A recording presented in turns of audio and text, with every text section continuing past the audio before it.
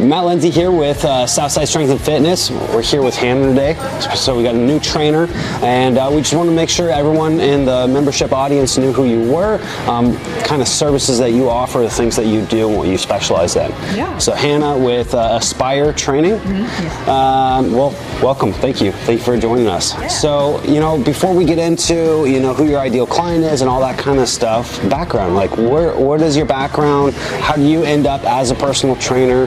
Tell us more about that. Yeah, so I first got my NASM certification in 2018. Yep, so right after I had my daughter, I was a little cardio bunny. I weighed about 125 pounds at 5'6", which was not great for me. I had a really hard time with my body, kind of finding myself after I had my daughter. And then I discovered lifting in Soldotna at the Iron Asylum with Kimmy England, some of the other people here that you might know. And I just felt like lifting gave me a purpose. It gave me kind of a drive and a goal, some way to look at my body that was, objective. It had, something to work towards, and it made me feel powerful, made me feel in control. And I've been able to just kind of build the things that I want, kind of create the look that I want. It's given me so much confidence. So that's kind of what I bring here, is my goal is to help other people kind of find that same kind of confidence, self-esteem, purpose, drive. And you worked in a PT clinic, right, for a little bit? Yeah, so I worked at a chiropractor, so I was a rehab and stretch specialist there. So I am a certified chiropractic assistant also. So really helpful when it comes to rehabbing injuries, avoiding injuries, working with things like that, yeah. Just kind of a breadth of experience kind of culminating to the personal training. Yeah, it goes really well together too. Warming up, stretching, making sure that you're taking care of joints, the way you move, making sure that's correct. Yeah, it's really good.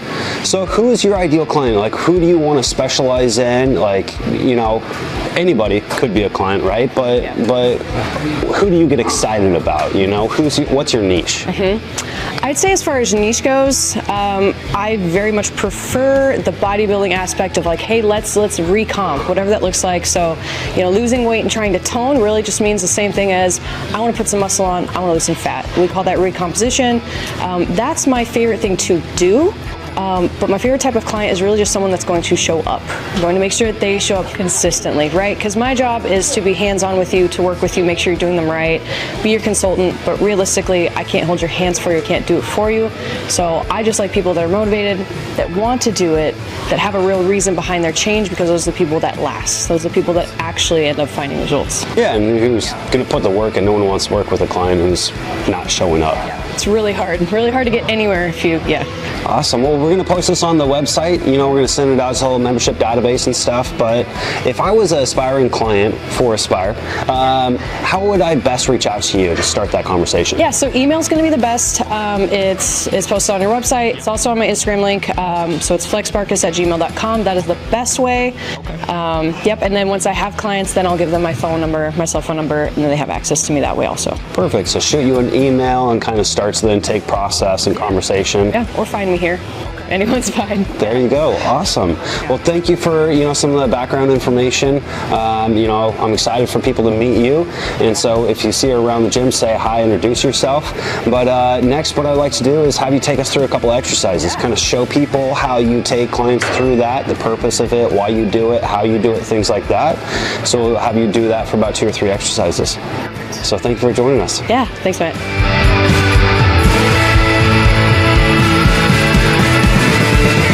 This is one of my favorite movements just for legs, especially if we're trying to build muscular endurance, a little bit of strength, flexibility, things like that. This is my favorite.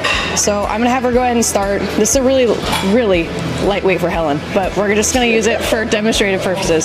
So I'm gonna have her keep her legs relatively low on the platform because I want her to get more quads in this today. So she knows where she's comfortable.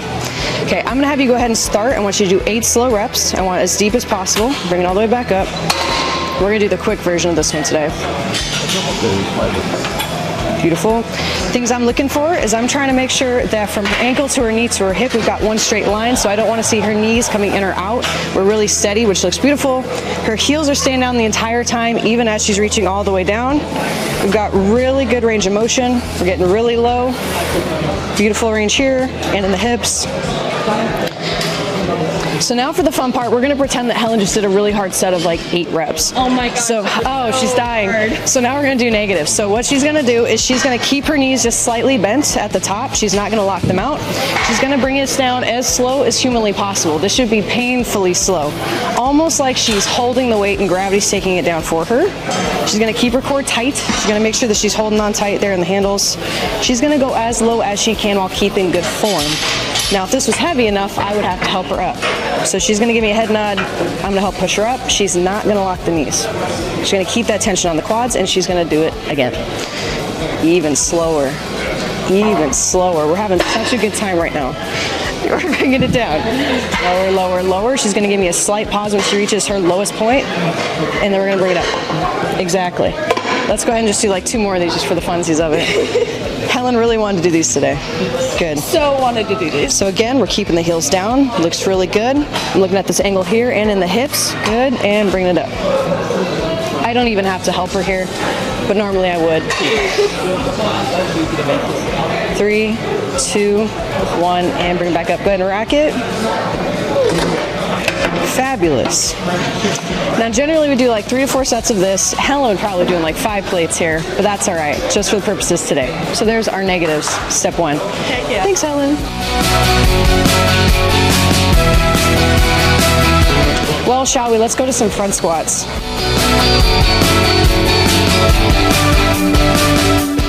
This is Hannah's favorite rack because we love windows.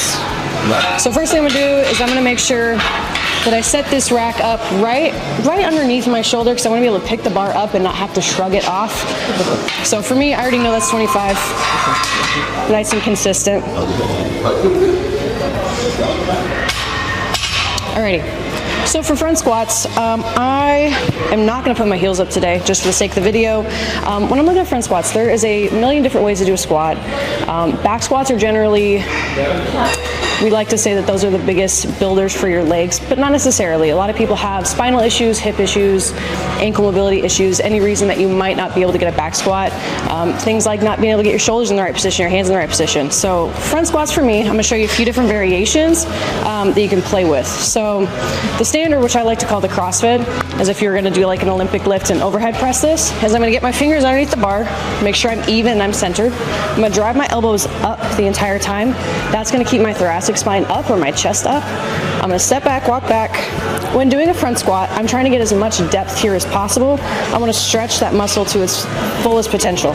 So from here, I'm gonna turn my feet out slightly, make sure my knees are following my toes and my elbows stay up the entire time. As I sink, my butt and my knees are both bending at the same time. So I'm trying to avoid just my knees bending or just my hips bending. I'm gonna go till I'm at my lowest part, but I'm not sitting on my heels. Drive my elbows up, push through the middle of my foot, all the way back up. That's a standard front squat. If you can do these, fantastic. Now let's say, as I'm doing these, or a client's doing these, they can't get their hands underneath or they can't get their wrists up. We can go here, we can do crossover. As long as it's sitting in my shoulder and it's close to my body, this is gonna be really, really safe. Okay, all I have to do is just make sure that my elbows stay up, and it's the exact same concept. Another option, one of my favorites that I've been programming for myself a lot, is what I call zombie squats. They're gonna look a little silly, but so I'm gonna load them up the exact same way, but I'm gonna keep my arms out, I'm gonna keep my pinkies up, my arms are gonna stay locked the entire time. Now from here, it's the same thing. I wanna keep my chest up, keep my head up, I'm gonna sink nice and even here, boom, and then bringing it back up. This is gonna take out any sort of issue I might have with my elbows, my wrists, my hands, my fingers. So a lot of times if you have someone who has like a, let's say tennis elbow, or they've had some sort of fracture in their arm and we can't get in those positions, this one's fantastic. Boom. Fabulous. There's front squat. Just like that. And actually I'll put my heels up too, just to kind of show it real quick.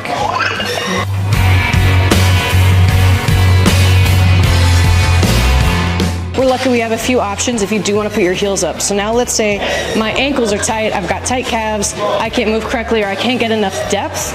Something I'll see a lot if we focus on the feet here.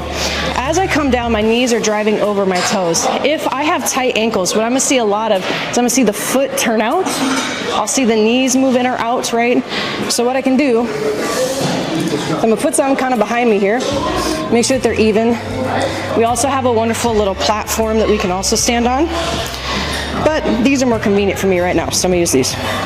I'm gonna hit these zombie squats again because they're my favorite. So I'm gonna load up, make sure they're right there in the front delt and the traps, or excuse me, clavicle. I'm gonna step back nice and tall, make sure my feet are even, slightly turned out, knees are following my toes, chest is up, take my deep breath, brace my core, sink down nice and slow.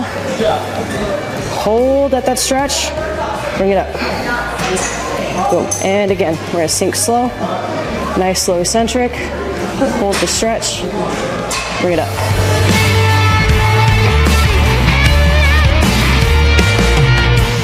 Slowly walk forward, make sure both sides touch, and go. So George here is going to do leg extensions for us, which is fantastic. As I'm watching George is fantastic. He doesn't need my help, but he's going all the way down. He's getting a good stretch to the quads. He's coming up. He's going to hold that squeeze for just a second, and he's controlling the way down. So he's not just throwing the weight around. It's beautiful. On this machine especially, I prefer the single legs. I feel like I get a better mind-muscle connection, so he can feel all the fibers in his leg. He's focusing on that squeeze as it comes up.